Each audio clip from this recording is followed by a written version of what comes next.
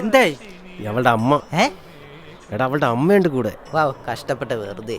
ഇതൊക്കെ എന്ത്? ഞാൻ ഇപ്പൊ ശരിയാക്കി തരാം. വല്ല നടക്കൂ.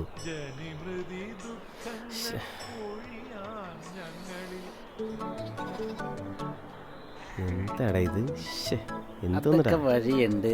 എന്റെ ദേവിയെ നശിപ്പിക്കും.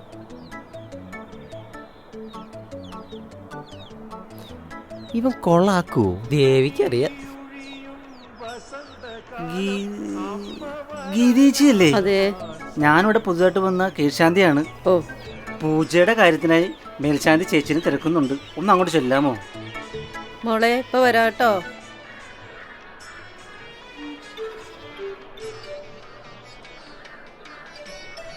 കാവ്യ, എന്താ വിഷ്ണു? എനിക്കൊരു കാര്യം പറയാനുണ്ടായിരുന്നു. നമുക്ക് ജസ്റ്റ് അങ്ങോട്ട് മാറി നിന്നാലോ? എന്തിന്? പ്ലീസ്.